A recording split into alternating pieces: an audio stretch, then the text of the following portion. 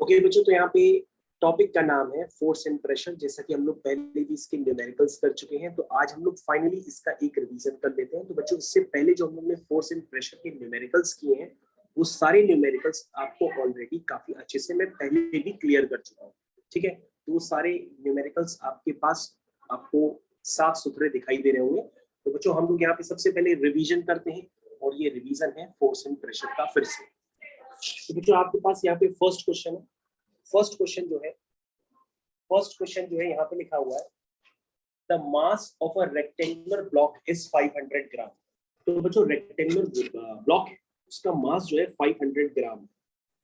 तो बच्चों, 500 ग्राम को अगर आप केजी में कन्वर्ट करेंगे, तो ग्राम को केजी में कन्वर्ट करने के लिए हम 1000 से डिवाइड करते हैं। तो ग्राम किस में कन्वर्ट हो जाता है? केजी में। उसके बाद ये बच्चों 0 से 0 कैंसिल कर देंगे, तो ये 5/10, इसका मतलब ये 0.5 केजी बन जाएगा। समझ में आया? कह रहा it's length is 10 centimetre and breadth is 5 centimetre. ठीक है बच्चों, तो बच्चों यहाँ पे लेंथ गिवन है। लेंथ कितनी है? 10 सेंटीमीटर। और ब्रेथ कितनी गिवन है? बच्चों, जो पहले लेंथ है ना, उसको भी मीटर में कन्वर्ट कर लो। तो लेंथ को मीटर में कन्वर्ट कर लिया, कितना हो बच्चों? 0.1 मीटर। ब्रेथ भी बच्चों मीटर में कन्वर्ट कर लो, वो 5 सेंटीमीटर है। 5/100। तो बच्चों, ब्रेथ को भी आप सेंटीमीटर में कन्वर्ट कर लीजिए, तो ये 5/100। 5/100 का मतलब कितना हुआ? 0.05 मीटर। तो बच्चों, मैंने लेंथ, ब्रेथ और मास सबको कन्वर्ट कर दिया है एसआई यूनिट में, क्योंकि एसआई यूनिट में मास को मेजर करते हैं केजी में, लेंथ को मेजर करते हैं मीटर में। अब बच्चों, आपके पास प्रेशर निकालना है, और प्रेशर क्या होता है? Force upon area. सब बच्चे जानते हैं कि प्रेशर होता है फोर्स अपॉन एरिया। तो बच्चों, फोर्स कितना है? फोर्स है आपका 0.5 अपॉन एरिया। बच्चों कितना है? एरिया होता है लेंथ इंटू ब्रेथ। तो बच्चों, ये हो गया लेंथ और ये हो गया ब्रेथ। लेंथ इंटू ब्रेथ को कहते हैं एरिया। तो बच्चों, ये जो प्रेशर होगा, ये आपका किस में कन्वर्ट हो जाएगा? न्यूटन पर मीटर स्क्वायर में। न्यूटन पर मीटर स्क्वायर को हम लोग और भी क्या कहते हैं? पास्कल कहते हैं। लेकिन बच्चों, अभी आपको यहाँ पर ध्यान देना होगा कि यहाँ पे प्रेशर आप निकालना है, प्रेशर होता है फोर्स अपॉन एरिया। लेकिन न्यूमरेटर में बच्चों आपका काम अभी गड़बड़ है। न्यूमरेटर में फोर्स नहीं है, न्यूमरेटर में आपने अभी मास लिखा है, वो 0.5 केजी है। और बच्चों, अब आप बताएंगे कि अगर मास होता है तो मास को न्यूटन में कन्वर्ट करने के लिए हम क्या करते हैं? तो बच्चा बता सकता है?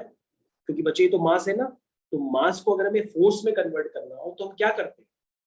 तो जैसे बच्चों आपको बताया गया था ना कि जैसे हमारे सामने रिधि बैठी है, तो रिधि का मास कितना है? रिधि का मास है, मान लो 50 केजी है।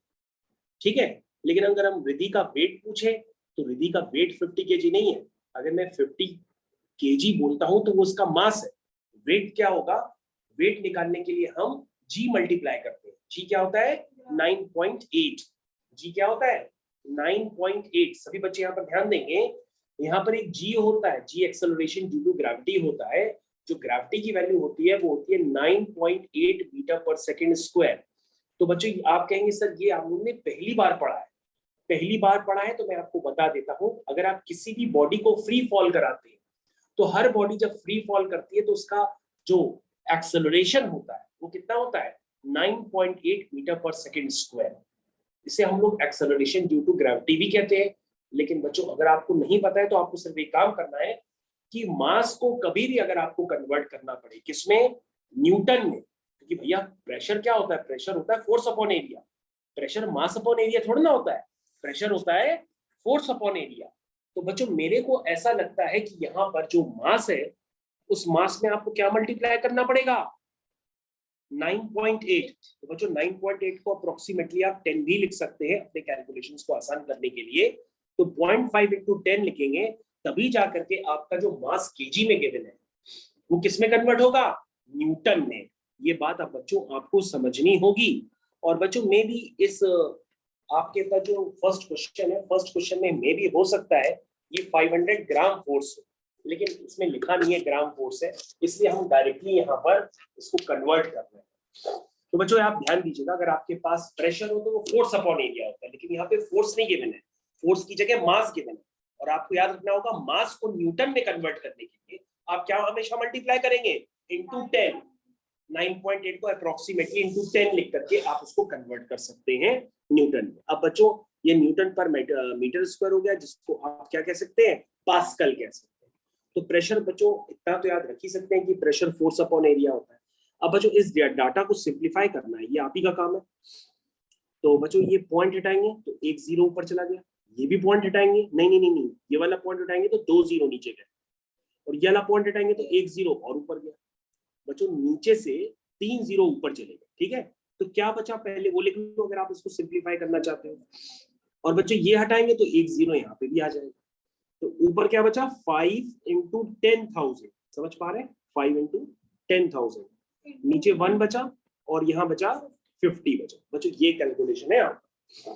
तो बच्चों ये कैंसिल हो गया और ये 5 1 जा 5, 5 1 जा 5 हो गया, तो आपका आ गया 1000 पास्कल, जिसको आप न्यूटन पर मीटर स्क्वायर भी कह सकते हैं, ठीक है लगे। तो बच्चों आपने इस क्वेश्चन में एक नई बात सीखी कि अगर आपके पास डायरेक्टली फोर्स नहीं गिवन है, मास गिवन है, तो मास को फोर्स में कन्वर्ट करने के लिए आप 10 मल्टीप्लाई करेंगे या 9.8 भी इसको कह सकते हैं। दूसरा क्वेश्चन, तो बच्चों पहला क्वेश्चन फिनिश हो गया, उसका आंसर है 1000 पास्कल। दूसरा क्वेश्चन, दूसरे क्वेश्चन में लिखा है अ टिंटिनिया, टिंटिनिया मतलब tin, a tin weighing 5 Newton. अब देखो बच्चों ये क्वेश्चन कितना अच्छा है, पहले से ही उन्होंने फोर्स दिया है कितना 5 न्यूटन, है ना। तो बेसिकली बच्चों फोर्स हमेशा गिवन रहता है न्यूटन में।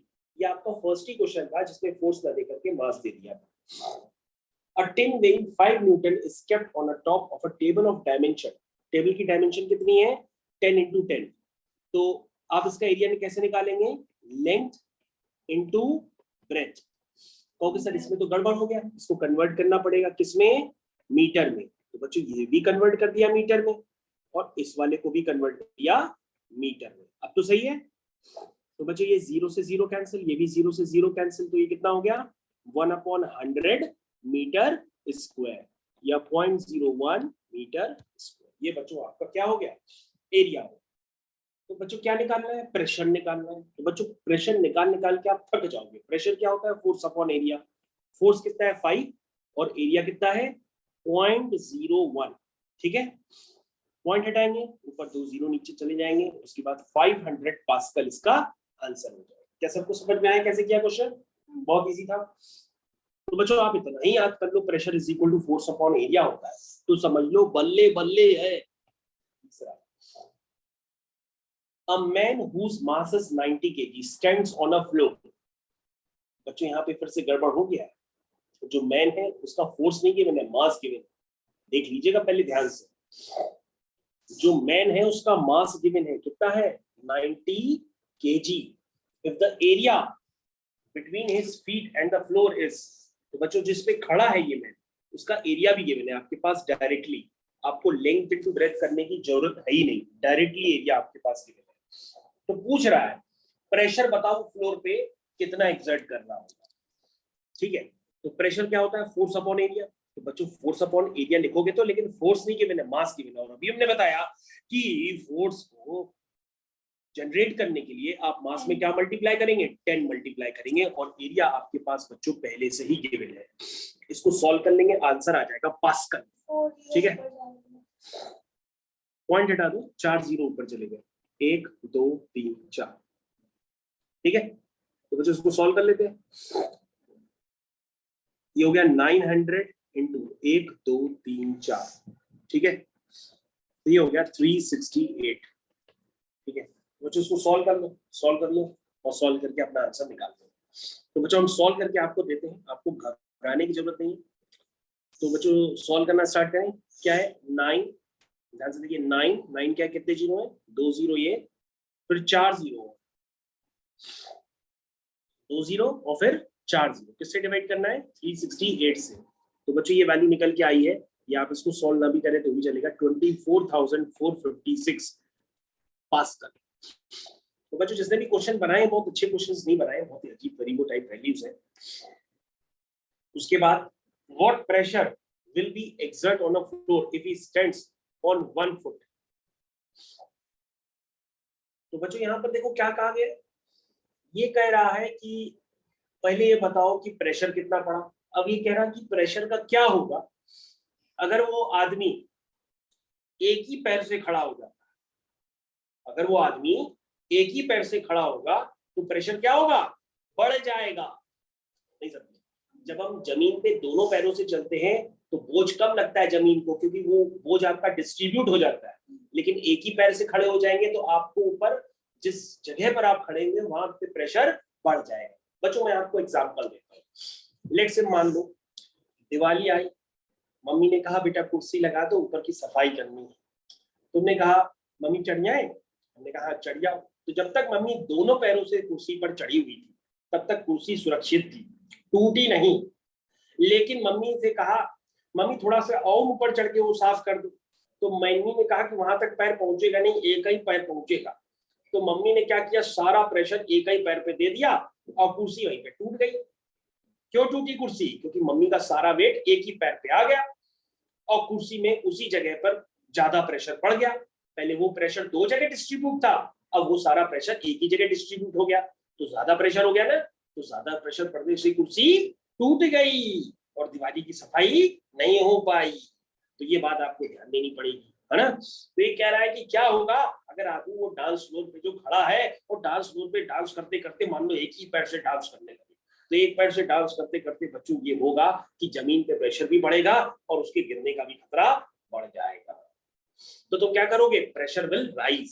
सेकंड पार्ट में क्या लिख दोगे कि अगर एक पैर से खड़ा होगा डांस फ्लोर पे तो क्या करेगा, प्रेशर बढ़ जाएगा, प्रेशर विल राइज। ठीक है, समझ में आया? तो याद रखिए बच्चों, जितना कम एरिया उतना प्रेशर ज्यादा, और जितना ज्यादा एरिया उतना प्रेशर कम, क्योंकि प्रेशर और एरिया क्या होते हैं, एक दूसरे के इनवर्सली प्रोपोर्शनल होते हैं। एक ज्यादा तो दूसरा कम, दूसरा ज्यादा तो पहला कम। ठीक है, याद आ रहा? चलिए उसके बाद बच्चों चौथा क्वेश्चन करते हैं। चौथा क्वेश्चन हम लोग करके चौथे पे चलते हैं। चौथा question, a force of 1200 Newton. तो ये बहुत आसान है, फोर्स दे दिया इसने डायरेक्ट और प्रेशर पूछ रहा क्या होगा। फोर्स कितना है बच्चों, 1200 न्यूटन। ठीक है, सरफेस एरिया कितना है, 10 सेंटीमीटर स्क्वायर। सेंटीमीटर स्क्वायर है, मैंने बताया था सेंटीमीटर स्क्वायर का मतलब सेंटीमीटर इंटू सेंटीमीटर होता है। यानी अगर आप 2 बार 100 से मल्टीप्लाई करेंगे तो किस में कन्वर्ट हो जाएगा, मीटर स्क्वायर में। फिर से बच्चों ये प्रेशर पूछ रहा, तो प्रेशर कितना होगा, फोर्स अपॉन एरिया। एरिया बच्चों लिखे क्या, एरिया सिंप्लीफाई करके बताओ जरा कितना आया, 1/1000 मीटर स्क्वायर। 1/1000 metre square. ठीक है बच्चों, तो बच्चों आपके पास प्रेशर आ गया, कितना आया, 12 के आगे 5 जीरो, कितने, 5 जीरो। ये प्रेशर आ गया आपके पास किसमें, पास्कल में। किसमें आ गया, पास्कल में। तो बच्चों ये चौथा क्वेश्चन आपका फिनिश हो गया। सबको समझ में आ गया? चौथे के बाद हम लोग करते हैं पांचवा क्वेश्चन, और ये हो गया इस वाली शीट का आखिरी क्वेश्चन, जिसके पेज भी खत्म होते जा रहे हैं, इसलिए बच्चों छोटी सी जगह पे करेंगे। ये पांचवा क्वेश्चन बच्चों, यहाँ पे हाथी है, हाथी लिखा है, हाथी का वेट है कितना, 20,000 न्यूटन। ये हाथी है, stands on 1 feet of area. कह रहा हाथी खड़ा हुआ है जिस एरिया पे, वो एरिया कितना, 1000 सेंटीमीटर स्क्वायर।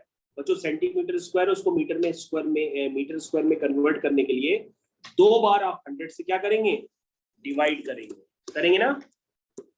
तो कितना हो गया, 1/10। 1/10 का मतलब हो गया 0.1 मीटर स्क्वायर। ठीक है, 1/10 का मतलब कितना हुआ, 0.1 metre square. How much pressure would it exert on a ground. ठीक है ना, तो प्रेशर बच्चों पूछ रहा है। तो आपके पास बच्चों ये हाथी का फोर्स गिवन था, तो प्रेशर क्या होता है, प्रेशर होता है फोर्स अपॉन एरिया। एरिया कितना है, 0.1।